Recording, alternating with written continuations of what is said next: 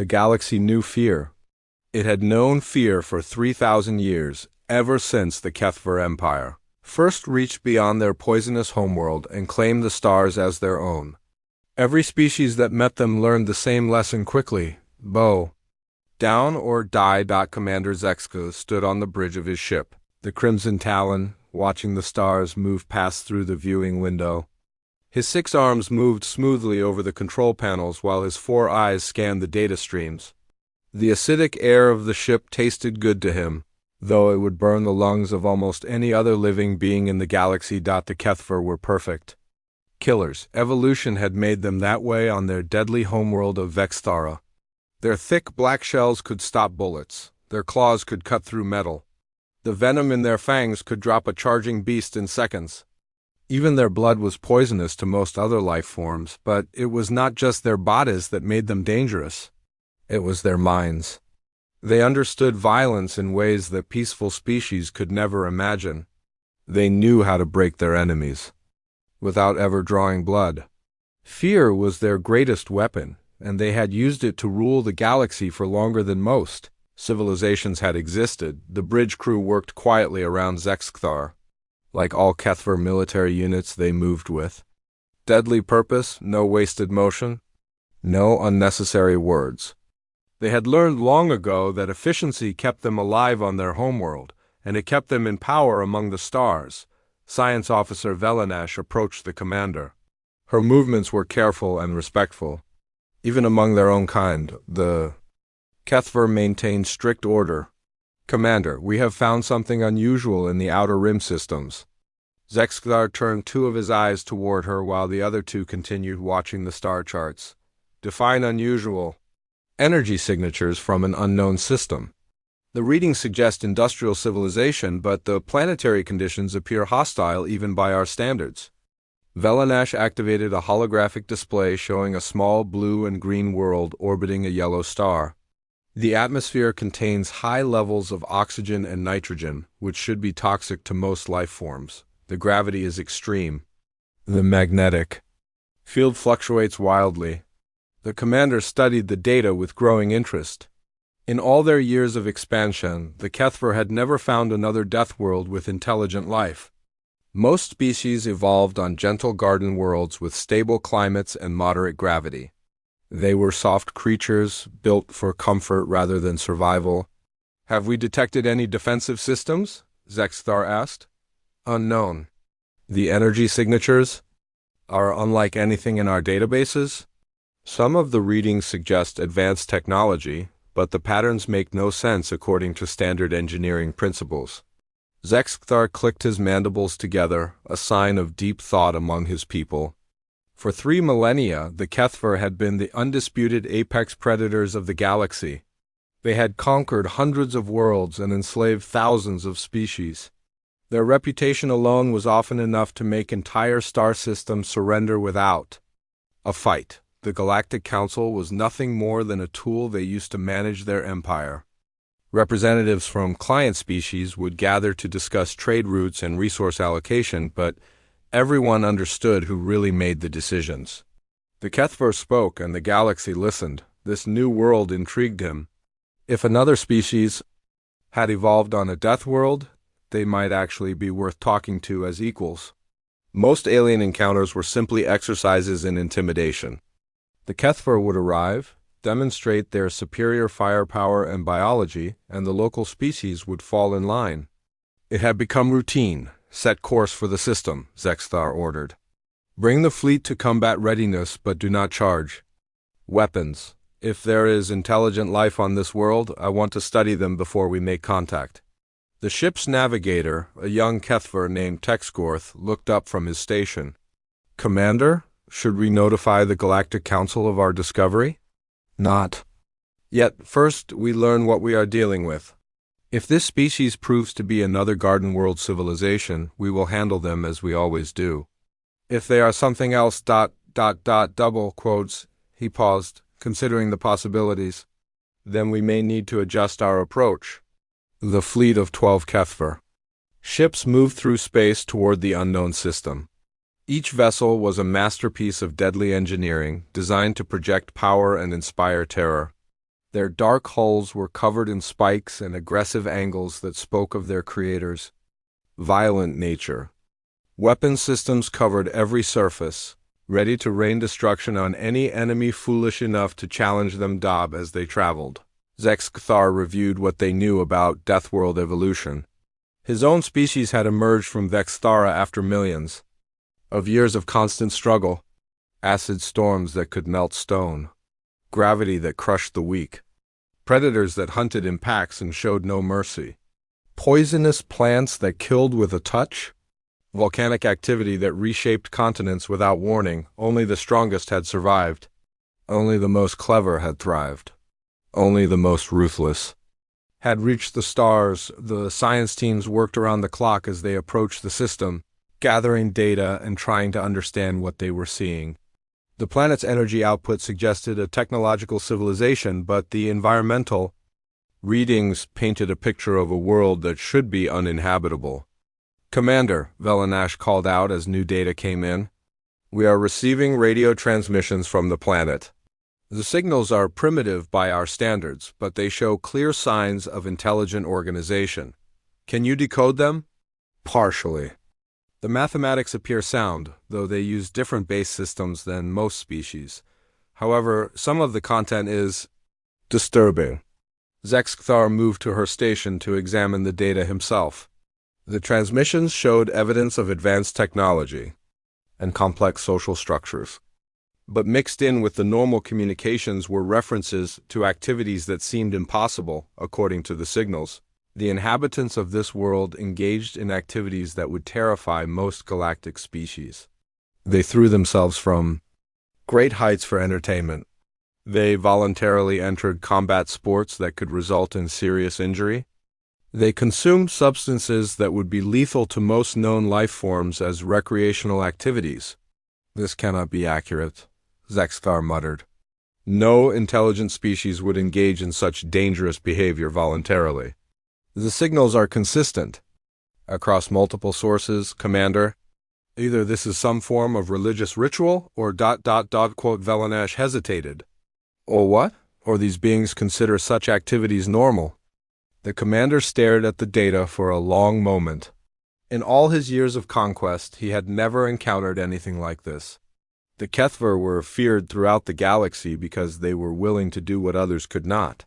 They embraced violence and death as tools of survival. But this unknown species seemed to treat danger as entertainment. "Maintain course," he ordered finally. "I want to see these creatures for myself." The fleet continued toward the blue-green world, unaware that they were about to encounter something that would shake the very foundations of their empire. For 3,000 years, the Kethver had been the galaxy's apex predators. They were about to learn that apex was a relative term. Deep in space, humanity's automated listening posts detected the approaching alien vessels. Warning signals raced back toward Earth at the speed of light, alerting the human government that first contact was finally at hand. After decades of preparation and speculation, they were no longer alone in the universe. Neither species yet understood what they were about to unleash upon the galaxy. The Kethver fleet dropped out of faster-than-light travel at the edge of the unknown system. Commander Zexkthar watched the main screen as his sensors began their detailed scans of the blue-green world. What they found made no sense according to everything they knew about alien civilizations. The planet was covered in massive cities that stretched for hundreds of kilometers. Lights blazed across the dark side of the world, showing industrial activity on a scale that rivaled the greatest Kethver manufacturing centers. Space around the planet buzzed with artificial satellites and what appeared to be permanent orbital stations. "Commander," Science Officer Velanash reported, "the energy readings are off our scales. This civilization is using power sources we cannot identify. Their industrial output suggests a population in the billions." Zexkthar clicked his mandibles in confusion. Billions of beings living on a death world. It should have been impossible. Even the Kethver homeworld could only support a few million of their kind, and they were perfectly adapted for their hostile environment. "Show me the surface conditions again," he ordered. The holographic display updated with atmospheric readings. Oxygen levels that would cause fires to burn out of control. Nitrogen concentrations that would be toxic to most species.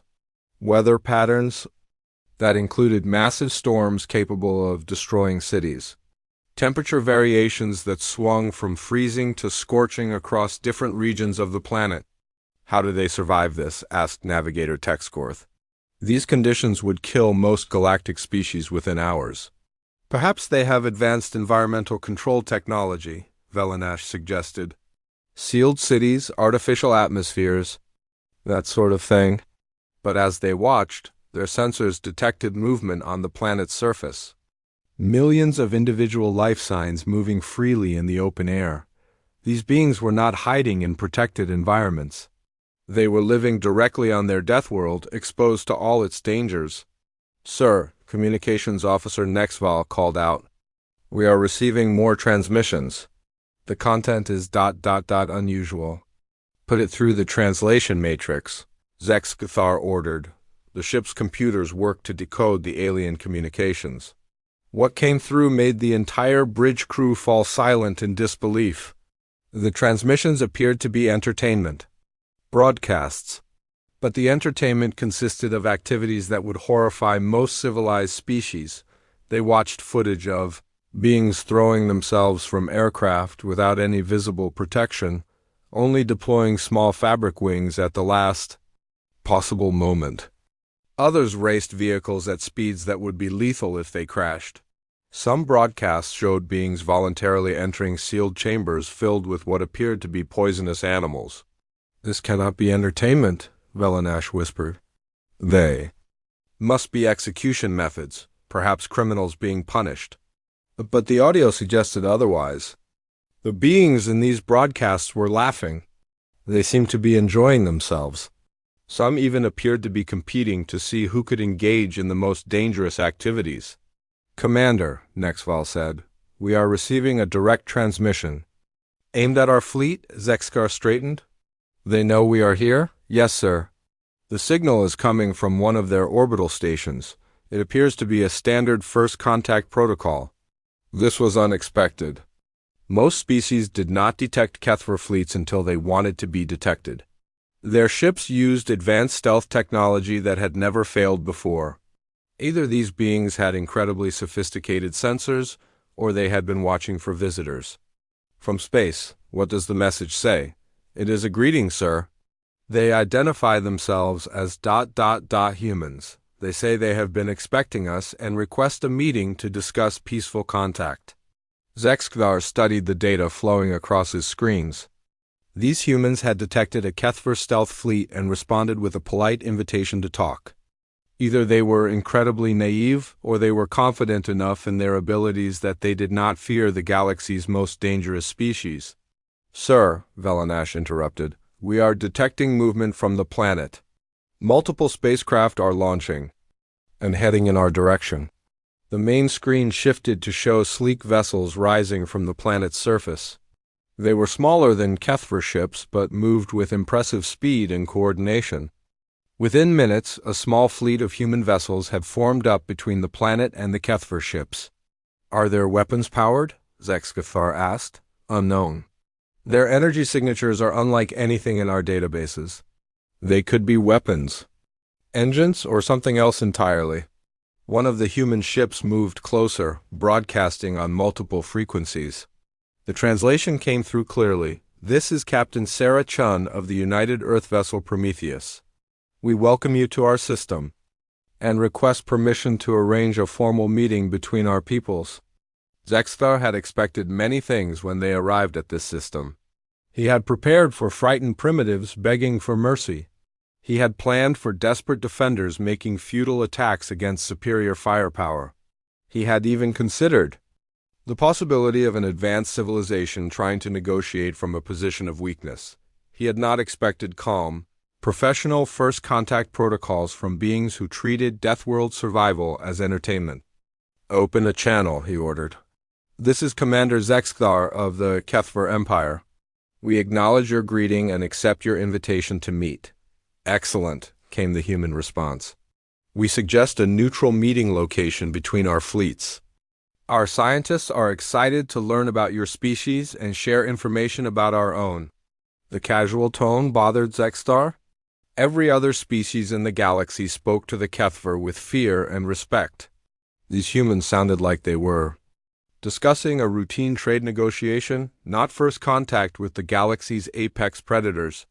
Very well, we will meet in 1 hour. Bring no more than 5 representatives. Understood. We look forward to this historic occasion. As the communication ended, Zexcathar turned to his crew. I want full scans of their vessels. Find out what we are dealing with before we meet face to face. The next hour passed in intense analysis. The human ships defied easy categorization. They were clearly advanced, but their technology operated on principles that Kethver science could not immediately understand. Their hull material seemed lightweight but showed no signs of weakness. Their propulsion systems produced enormous amounts of thrust with no visible exhaust. Most disturbing of all, the humans aboard the ship seemed completely relaxed. Kethver sensors could detect biological stress in most species, but these beings showed no signs of fear or anxiety despite facing the galaxy's most feared military force. Sir, Velinosh reported, I have been analyzing their entertainment broadcasts. If these are accurate representations of their capabilities, these beings regularly survive impacts that would kill most known species. They function in temperature extremes that would be lethal to garden world species. Some appear to consume substances that would be classified as industrial toxins. You think they have modified themselves somehow? Cybernetic enhancements? The scans suggest they are completely biological. No artificial components detected. They appear to have evolved these capabilities naturally. Zexcathar felt something he had not experienced in centuries. Uncertainty. The Kethver had conquered the galaxy because they understood violence and survival better than anyone else. But these humans seemed to treat mortal danger as a casual pastime. Sir, Navigator Texgorth called out, the human delegation is approaching. 5 individuals as agreed. Put them on screen. The main display showed the interior of a human transport vessel. 5 beings sat calmly in their seats, apparently unbothered by the fact that they were about to meet aliens for the first time in their species' history. They wore simple uniforms and carried no visible weapons, but what struck Zexthar most was their eyes. Every species the Kethver had encountered showed some fear when meeting them for the first time. These humans looked back at him with simple curiosity and what appeared to be genuine interest. Prepare the meeting chamber, he ordered, and have security team standing by. I have a feeling this encounter is going to be unlike anything we have experienced before. As both groups prepared for the first meeting between humans and Kethver, neither species fully understood what they were about to learn about each other. The galaxy's established order was about to face its greatest challenge, and it would come not from weapons or technology, but from a fundamental misunderstanding about what it truly meant to be a Deathworlder. The meeting chamber was built on a neutral station halfway between the 2 fleets. Commander Zexkler entered first with 4 of his most trusted officers. Their heavy footsteps echoed in the metal corridor as they moved toward the central room. Each Kethver carried enough natural weapons to kill dozens of most galactic species. The humans arrived moments later. Captain Sarah Chun led her team through the opposite entrance. Unlike the Kethver, they moved quietly and smoothly. They wore simple blue uniforms with no visible armor or weapons. To Zexkler's experienced eye, they looked completely defenseless. The 2 groups faced each other across a simple metal table. The contrast was striking. The Kethver were massive beings covered in natural armor, with claws that could cut steel and venom that could drop a charging beast. The humans were small, soft-looking creatures with thin skin and no obvious natural weapons. Welcome, Captain Chun said with a smile. This is an historic day for both our species. Zexthar studied the human leader carefully. She showed no signs of fear or stress. Her heart rate was normal, her breathing was steady. Either she was incredibly brave or completely foolish. Indeed, Zexthar replied. We are the Kethver Empire. We have ruled this galaxy for 3,000 years. You are the first species we have encountered that evolved on a true death world. That's fascinating, Chun said. We've theorized about other death world species for decades. Your biology is remarkable. The chitinous exoskeleton, the multiple limbs, the obvious predator adaptations. Your homeworld must be incredibly hostile. The casual scientific interest in her voice puzzled Zexthar. Most species either cowered in terror or tried to hide their fear behind false bravado when meeting the Kethver for the first time. This human seemed genuinely curious about their biology. Our world shaped us into what we are, Zexthar said. Only the strong survive on Vexthara. The weak are consumed by the acid storms or devoured by predators. We learn to be harder than our environment. That makes sense, Chun nodded. Earth shaped us too, though perhaps in different ways. Would you like to see some recordings of our homeworld? Before Zexthar could respond, one of the humans activated a portable display device. The screen filled with images of Earth that made the Kethver delegation step backward in shock. They watched humans swimming in vast bodies of water, filled with massive predators. The humans seemed completely unaware that creatures the size of Kethver battlecruisers were hunting in the same waters. Some humans even appeared to be seeking out these predators on purpose. Those are great white sharks, Chun explained cheerfully. Some of our people enjoy swimming with them. It's considered quite relaxing. The next image showed humans climbing vertical rock faces hundreds of meters high with nothing but thin ropes for protection. Zexthar S. Science Officer Velanash made a sound of distress at the sight. Mountain climbing, Chun continued. Very popular recreation. Some people prefer to do it without ropes at all. They say it makes the experience more pure, more images followed. Humans throwing themselves into active volcanoes on thin cables. Humans racing vehicles at speeds that would be fatal in any collision. Humans entering sealed chambers with creatures that appeared to be venomous snakes and spiders. These are execution methods, Velanash whispered. You are showing us how your species disposes of criminals. Chun looked confused. Oh no, these are all recreational activities, hobbies that people enjoy in their free time. The bungee jumping, race car driving, extreme sports, that sort of thing. Though I suppose they can be dangerous if you're not careful. The Kethver delegation stared at the humans in growing horror. Commander Zexthar had conquered dozens of worlds and faced the most dangerous predators in the galaxy. But the idea of voluntarily jumping into a volcano for fun was beyond his comprehension. Your species engages in these activities willingly? He asked. Of course, Chun said. Life's too short not to have a little excitement. Though these are just the basic activities. Some people get really creative with their hobbies. She showed them footage of humans in thin metal shells hurtling down frozen mountains at incredible speeds. Others were strapped to tiny fabric wings and jumping from aircraft. Some appeared to be wrestling with massive reptilian predators for no apparent reason other than entertainment. This is impossible, Texgorth, the Kethver navigator, spoke up. No intelligent species would voluntarily engage in such dangerous behavior. Your survival instincts should prevent this.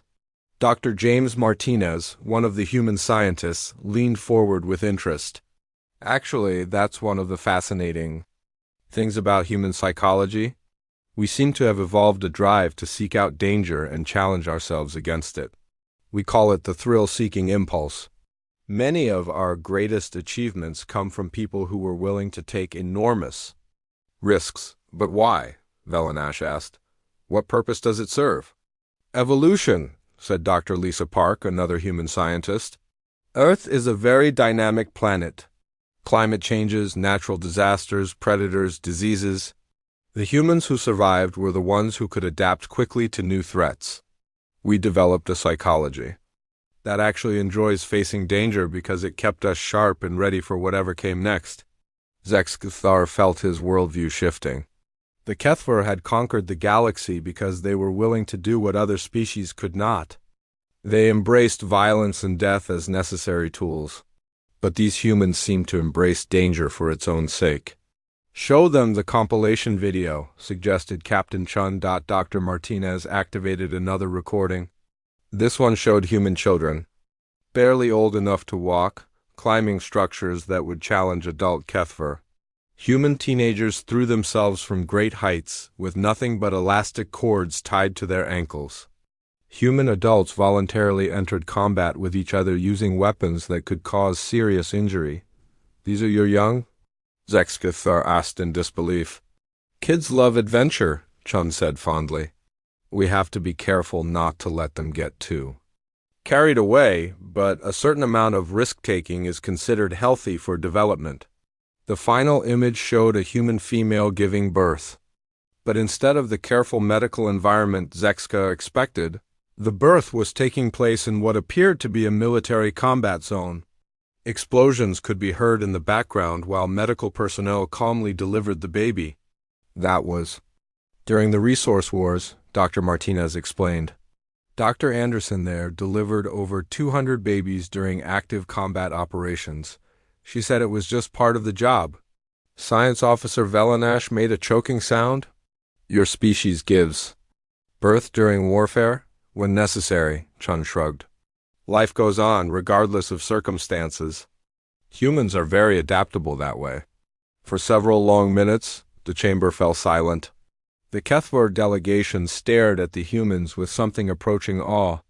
Everything they thought they knew about Deathworld evolution had just been turned upside down. "Commander," Velanash whispered in the Kethver language, "I believe we may have made an error in our understanding of what makes a species dangerous." Zexkithar nodded slowly. The Kethver were apex predators because their world had forced them to become killers.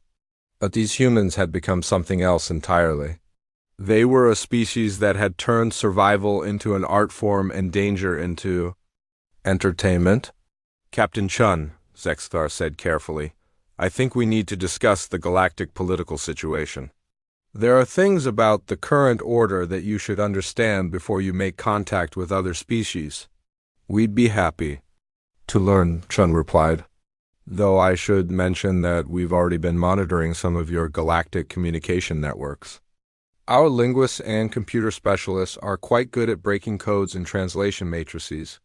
The casual admission that humans had already penetrated Kethver security systems sent another shock through the alien delegation.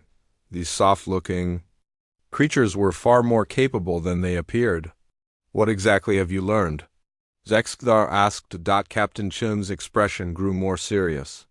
"Enough to know that the galaxy has some problems that need fixing, and enough to know that we might be just the species to help fix them." As the meeting continued, both sides began to understand that first contact was going to change everything.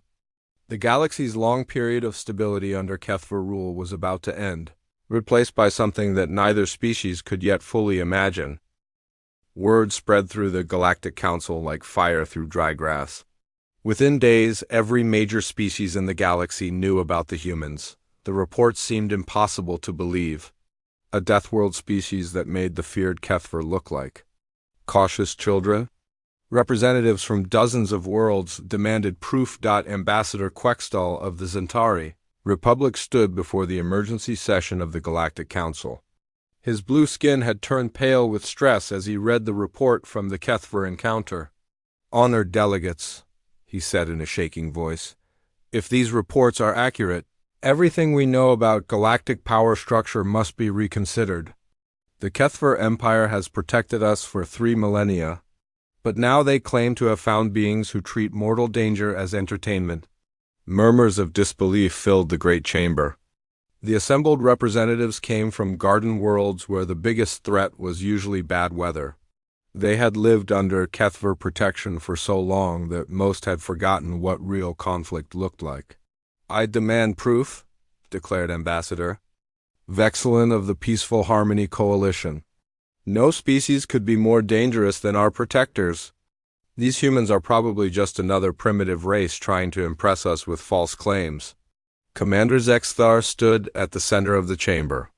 Around him sat representatives from 200 different species, all looking at him with a mixture of fear and doubt.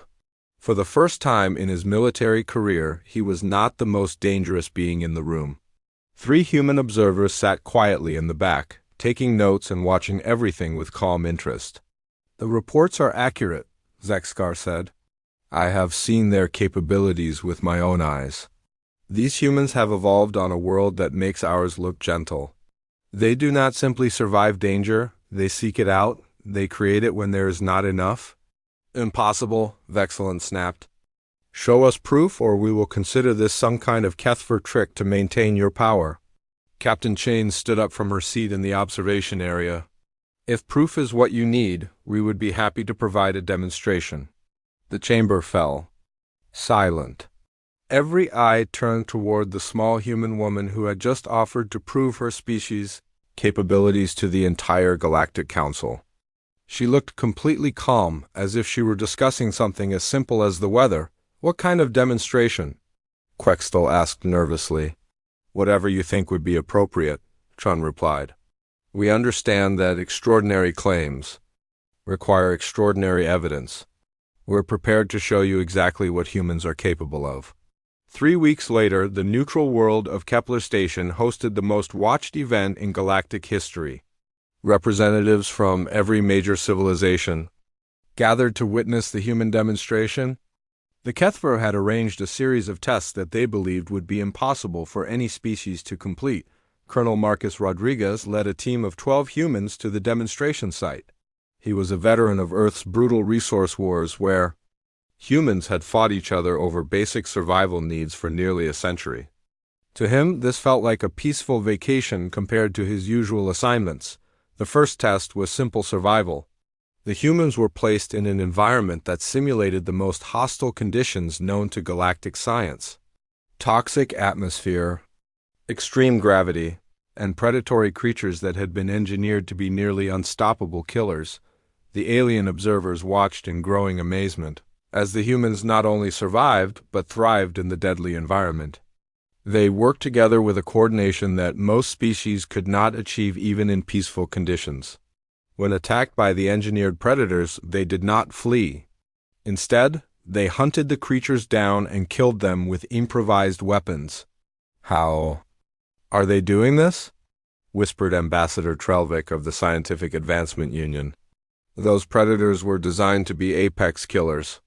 Dr. Yuki Tanaka, the human team's medic, calmly bandaged a wound on one of her teammates while explaining the situation to the alien observers.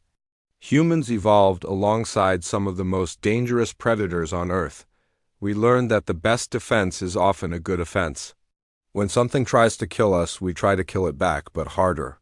The second test involved complex problem solving under extreme stress. The humans were given a seemingly impossible engineering challenge while being subjected to conditions that would break the concentration of most known species. The human team completed the task in half the expected time.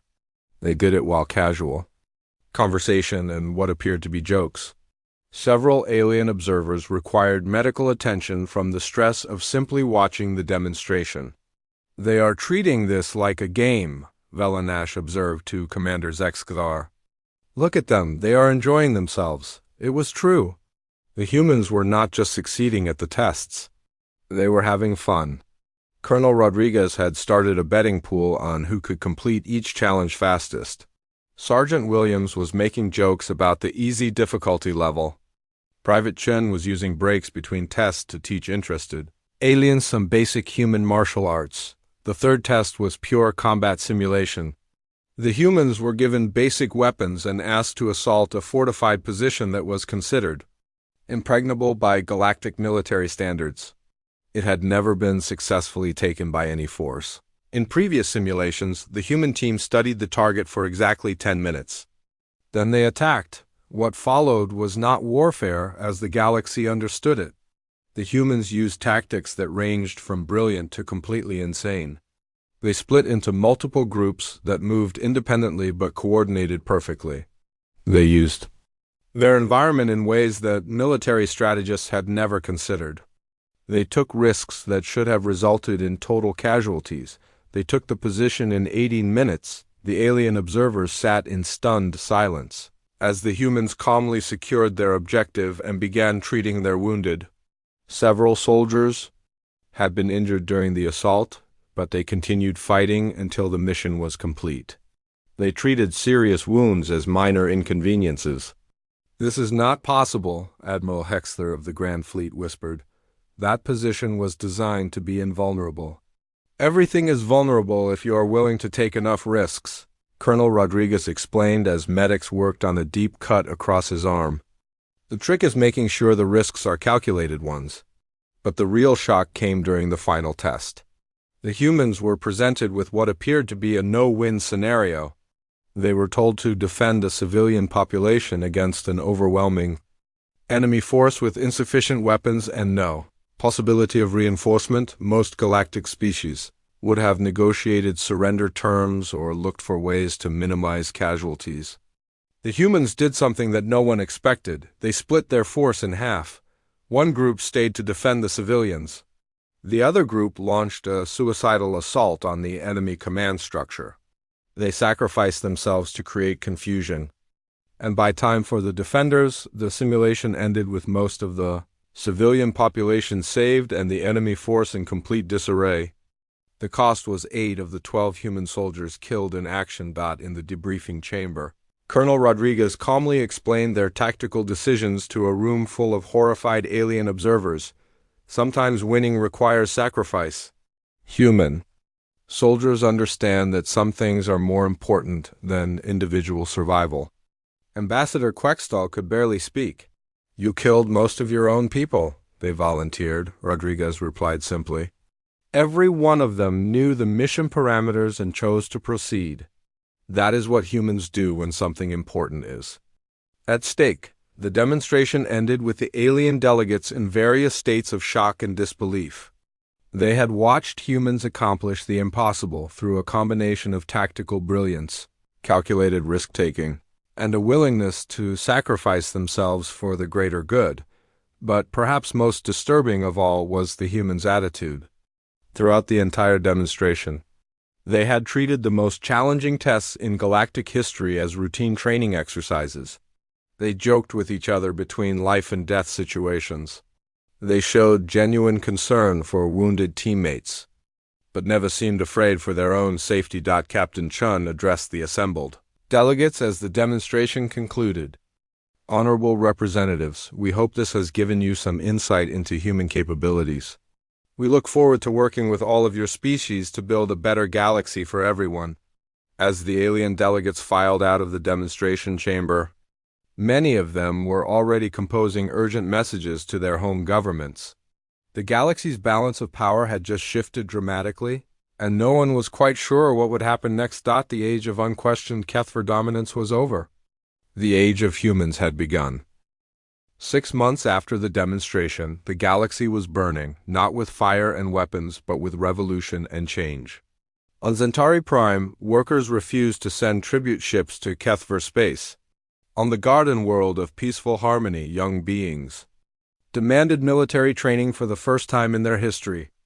Across 100 systems, species that had bowed to Kethver rule for 3,000 years were asking dangerous questions. Commander Zexka in his private chamber aboard the Crimson Talon, staring at reports that would have been unthinkable just months before. His empire was crumbling not from external attack, but from the simple knowledge that alternatives existed. "Sir," Science Officer Velanash entered without permission, something that would have meant death under the old order. "Another system has declared independence. The Aquatic Collective says they no longer recognize Kethver authority." Zexkthar turned 2 of his eyes toward her. "How many does that make?" 47 systems in open rebellion. Another 100 have stopped paying tribute. Our military forces are spread too thin to respond to all of them. It was not just rebellion that threatened the Empire. It was something far worse: irrelevance. The humans had offered something that the Kethver never had. They offered partnership instead of domination. They shared their knowledge freely instead of hoarding it. They protected others not through fear, but through genuine strength. On Earth, Captain Chin stood before the newly formed Galactic Assembly. The Great Chamber had been redesigned to accommodate representatives from every species, not just the ones the Kethver had deemed worthy of voice. Hundreds of beings filled the room, many speaking for worlds that had been silent for millennia. Honored delegates, Chim began, we gather today not as subjects and rulers but as equals working toward a common future. The galaxy is vast enough for all of us to thrive, but only if we work together. Ambassador Quextol, now representing the Free Zentari Republic instead of a Kethver client state, raised his hand to speak. Captain Chun, your people have shown us that strength does not require oppression, but many of us fear that removing Kethver protection will leave us vulnerable to new threats. Chun nodded. Your concerns are valid. That is why humanity proposes a new model for galactic security. Instead of one species ruling through fear, we suggest a cooperative defense alliance where each member contributes according to their abilities. Dr. Martinez activated a holographic display showing the new proposal. It outlined a system where scientific knowledge, natural resources, and military capabilities would be shared among willing participants. No single species would hold absolute power. The humans will provide military training and defensive technology, Chun continued. The Zentari Republic offers their advanced manufacturing capabilities. The Scientific Advancement Union contributes research and development. Every species has something valuable to offer. In the back of the chamber, a small group of Kethver delegates watched the proceedings with mixed emotions. Some, like Velanash, had embraced the new order and found purpose in cooperation rather than domination. Others struggled with their reduced status in galactic affairs. Commander Zexkthar himself had become an unlikely advocate for change within Kethver society. He addressed the assembly with words that would have been heretical just months before. For 3,000 years my people believed that strength meant ruling others, he said. The humans have shown us that true strength means protecting others. We offer our knowledge of warfare and survival to this alliance, not as conquerors but as partners. The transformation was not without costs. Several hardline Kethver factions had retreated to their homeworld, refusing to accept the new reality. They plotted rebellion and spoke of reclaiming their empire through force. Some had even begun reaching out to the darker corners of the galaxy, seeking allies among species that thrived on chaos and conflict. Dr. Park, monitoring deep space communications from Earth, detected the first signs of these new threats during a routine intelligence briefing.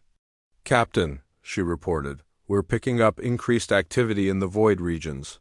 Species we've never encountered before are moving toward inhabited space. Some of the signals suggest they may be responding to the breakdown of Kethver control. Chun studied the data with growing concern. The galaxy's old order had maintained peace through fear, but it had also kept truly dangerous species contained in the outer darkness. Now that the Kethver Empire was weakening, those ancient threats were beginning to stir. What kind of threats are we talking about? Chun asked. Unknown at this point. But the energy signatures suggest massive fleets and weapons technology that operates on principles we don't understand. If they decide to take advantage of the current instability, Chun turned to address the mixed team of human and alien analysts working around her. Start preparing defensive scenarios, and send word to the assembly. They need to know that our new alliance is about to face its first real test. 3 weeks later, the test arrived. A massive fleet of unknown ships dropped out of hyperspace at the edge of the Zentari system. The vessels were unlike anything in galactic databases, organic-looking structures that seemed to pulse with malevolent life. They broadcast a single message in a language that predated most known civilizations. The old order has fallen. We have come to claim what was promised to us long ago. The Zentari Republic's small defensive fleet moved to intercept, but they were hopelessly outmatched. Just as it seemed the attackers would overwhelm the system's defenses, human ships began dropping out of hyperspace alongside vessels from a dozen other species. Admiral Rodriguez, promoted after the demonstration, commanded the Joint Defense Force from the UEV Defiance. All ships, this is Admiral Rodriguez, remember your training. We fight as one. The battle that followed became legendary throughout the galaxy. The mysterious attackers had expected to face a fractured collection of garden world species still reeling from the collapse of Kethver protection. Instead, they encountered a coordinated defense force that combined human, tactical innovation with the best technology and capabilities of dozens of species. Kethver heavy cruisers provided overwhelming firepower. Zentari manufacturing ships rapidly produced ammunition and replacement parts during the battle. Scientific Union vessels analyzed enemy technology in real time and developed countermeasures. Human commanders coordinated the defense with a precision that turned the diverse fleet into a single, deadly weapon. The attackers fought with savage intensity, but they had not expected organized resistance. Their hit-and-run tactics, designed to terrorize isolated targets, failed against a defense force that refused to break or retreat. After 6 hours of intense combat, the unknown fleet withdrew into the dark spaces between stars. They left behind damaged ships and the promise that they would return in greater numbers. In the aftermath, Captain Chin addressed the Galactic Assembly once again. The chamber was quieter now, sobered by the knowledge that greater threats lurked in the galaxies. Shadows, today we proved that cooperation is stronger than domination, she said. We faced an enemy that sought to exploit our supposed weakness, and we showed them that free peoples fighting for their homes are more dangerous than any empire built on fear. Ambassador Quextol stood to respond. The humans have given us something more valuable than protection. They have given us the strength to protect ourselves. Commander Zexthar, now serving as military advisor to the Alliance, added his own thoughts. My people spent 3 millennia believing that we were the apex predators of the galaxy. We were wrong. The true apex predators are those who stand together against the darkness, whatever the cost. As the assembly session ended, delegates from hundreds of worlds began planning for an uncertain future. The galaxy was no longer a place of comfortable submission under Kethver rule. It had become something more dangerous and more hopeful, a place where every species had the chance to determine its own destiny. In the depths of space, other ancient threats stirred in response to the changing order. The battle at Zentari had been just the beginning. But for the first time in galactic history, the forces of civilization were united not by fear, but by choice. The age of humans had indeed begun. And with it came both the promise of unprecedented cooperation and the certainty that the galaxy's greatest challenges still lay ahead.